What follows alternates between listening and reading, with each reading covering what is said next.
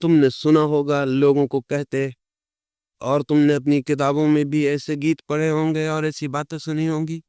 तुम भी जैसे जैसे बड़ी होती जाओगी तुम्हें इस बात का अनुभव होगा, इस बात का अनुभव होगा कि बचपन में जो सुख और आनंद था वो बाद के दिनों में निरंतर कम होता जाता है। बूढ़े लोगों से पूछो, वो कहेंगे बचपन में बहुत आनंद था, और उसके बाद फिर कोई आनंद नहीं, और उनका मन होता है कि वो वापस बच्चे हो जाएं, फिर लौट जाएं बचपन में। लेकिन जिंदगी में पीछे लौटना तो असंभव है। लेकिन ये बात कि लोग कहते हैं कि बचपन बहुत आनंद का काल है, क्या अर्थ रखती? ये देखने में बहुत अच्छी मालूम पड़ती है, ये बात बहुत गलत और बहुत खतरनाक। इस बात का ये मतलब है कि बचपन के बाद जिंदगी रोज ज्यादा से ज्यादा दुखी होती चली जाती। होना तो चाहिए था उल्टा। होना तो ये चाहिए था कि बचपन के बाद जिंदगी रोज रोज ज्यादा खुशी और आनंद से भरती जाती, क्योंकि बचपन तो है शुरुआत। बुढ़ापे के अंतिम दिन सर्वाधिक आनंद के और शांति के और संगीत के दिन होने चाहिए थे, क्योंकि जीवन विकसित हो रहा है। अगर जीवन विकसित हो रहा है तो बचपन तो शुरुआत है, प्रारंभ है, बुढ़ापा पूर्णता है। तो बुढ़ापे में आनंद, बुढ़ापे में उपलब्धि, बुढ़ापे में ऐसा लगना चाहिए था कि हम जीवन जिए और हमने कुछ पाया। लेकिन लगता है ये कि बूढ़ा आदमी कहता है कि बचपन के दिन बहुत अच्छे थे। इसका मतलब साफ है, उस आदमी के जीवन की दिशा ठीक से नहीं चली, उसने जीवन की कला को नहीं जान पाया, वो जीवन कैसे विकसित हो इसके रहस्य को नहीं समझ पाया, वो उन सूत्रों को नहीं पहचान पाया जिनके द्वारा जीवन निर्मित होता, कुछ उपलब्ध होता, कोई संपदा मिलती।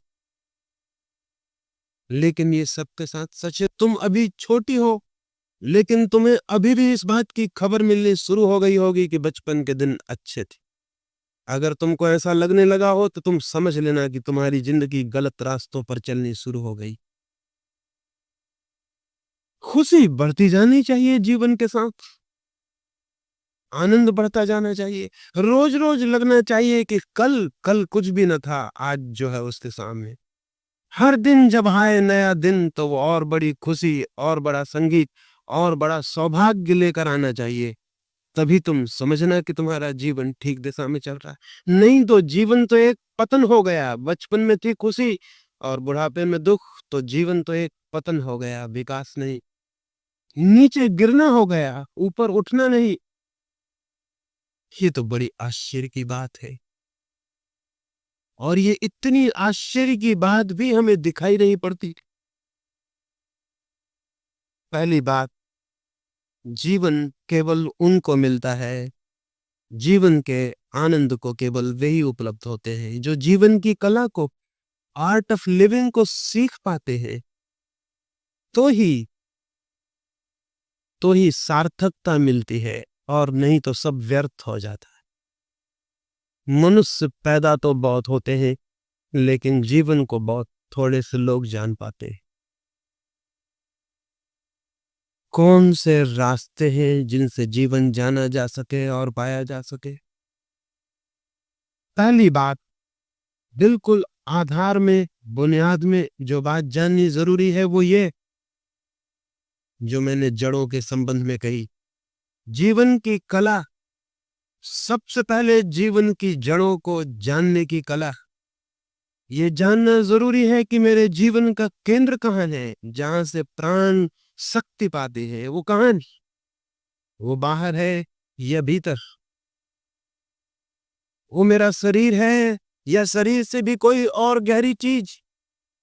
कहां से मेरा जीवन प्राण पाता है, कहां से शक्ति पाता है, कहां से मेरे जीवन का सारा आधार है? निश्चित ही, जैसा मैंने कहा, अगर हम किसी वृक्ष के पास जाएं तो जड़ें दिखाई नहीं पड़ती। जड़ें तो जमीन के भीतर छिपी होती है। क्यों छिपी होती हैं जमीन के भीतर, कभी सोचा?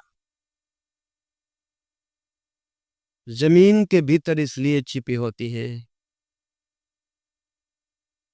कि जीवन का जो भी काम, जीवन की जो भी प्रक्रिया है, जीवन की जो भी रहस्यपूर्ण विकास की गति है, वो सब मौन, शांत, एकांत में कार्य करती है।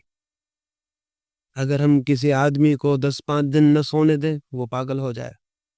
क्यों? क्योंकि जीवन की जो भी गति थी, स्वास्थ्य का जो भी क्रम था, वो सब नींद में काम करता था। जब आदमी सोया हुआ था, तब उसके सारे प्राण काम में संलग्न हो जाते थे। एक आदमी को हम जगा रखे 15 दिन तक, वो पागल हो जाएगा, और ज्यादा दिन जगा रखे, वो मर भी जा सकता है, आत्महत्या भी कर ले सकता है। चीन में पुराने दिनों में आदमी को सजा देते थे, तो सबसे बड़ी सजा यही थी कि उसको सोने न दिया जाए, उसे जगाए रखा जाए। 2 सिपाही खड़े रहेंगे 24 घंटे और उसको जगाते रहेंगे, उसको खीलियों से छेदते रहेंगे ताकि वो सो न पाए।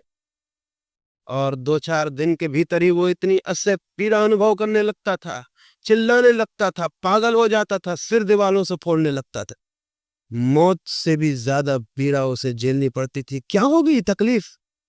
तकलीफ ये हो गई कि जीवन की शक्तियां जो काम करती थी, जिनसे रोज रोज ताकत मिलती थी, जिनसे रोज रोज बल मिलता था, रोज रोज थकान मिट जाती थी, वो काम करना उन्होंने बंद कर दिया।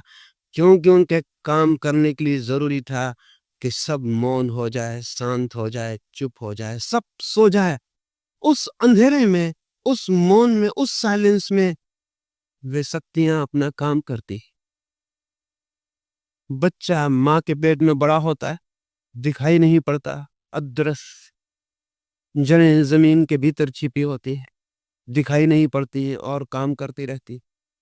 हमारे शरीर में 24 घंटे जीवन काम कर रहा है, हमें पता भी नहीं चलता। खून बह रहा है, हड्डियां बन रही है, मांस बन रहा है। तुमने खाना खा लिया है, वो अंधेरे में जाके पच रहा है, खून बन रहा है, मांस बन रहा है। सारा जीवन अंधेरे में मौन काम कर रहा है।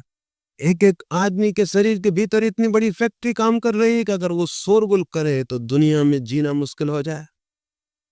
अब तक आदमी कोई फैक्ट्री नहीं बना सका जिसमें रोटी से खून बन सके, जिसमें हम रोटी डालें और खून तैयार हो जाए, जिसमें हम घास डालें और दूध बन जाए, जिसमें हम कुछ चीजें डाल दें और हड्डियां तैयार हो जाए। अब तक हम तैयार नहीं कर पाए, हम नहीं तैयार कर पाएंगे, क्योंकि जो भी हम तैयार करेंगे वो इतना ऊपर और साफ होगा